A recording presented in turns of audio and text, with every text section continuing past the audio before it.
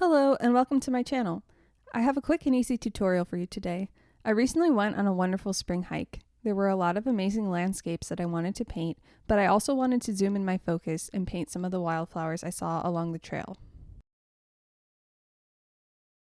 I created this little wildflower journal from the day, and today I'm going to show you how I painted the Trillium flowers, which are at the top left and the bottom right. Trillium have 3 petals, 3 small leaves, and 3 large leaves, hence their name. They're very symmetrical and almost feel like a video game plant. I'm going to begin with the pink Trillium. To start, I drew my flower and applied masking fluid around the outline so I could paint the background. I went with a loose wet-on-wet background because I wanted the focus of the vignette to be on the flower itself. I basically just filled the background with a mix of burnt umber and French ultramarine, adding little splotches of darker mud here and there. To finish it off, I used a paper towel to create some texture. Next, I painted the petals. I wet each petal and filled it with a pink mix of French ultramarine, violet, cerulean, and quinacridone red.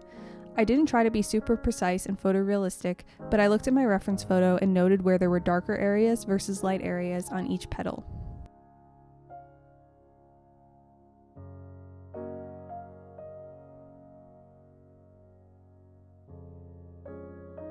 The same applies for each of the leaves. For this first one, for example, I noted that the color was darker on the left side of the leaf. I mixed a light green with cerulean, aureolin, and French ultramarine, and then a dark green with those same colors but more French ultramarine and a touch of burnt umber.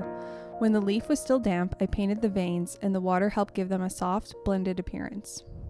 I followed the same approach for the other 2 large leaves. For this third one, you can see that I used a damp brush to lift some color, which is always an option if you realize you've painted something too dark.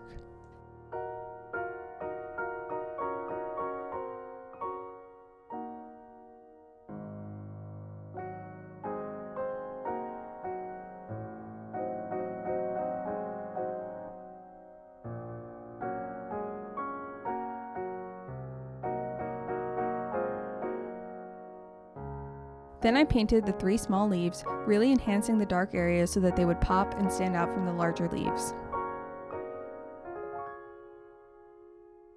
Finally, I removed the masking fluid from the middle and painted the yellow parts. I think these are called stamens, as well as the stem. And that was it for flower 1.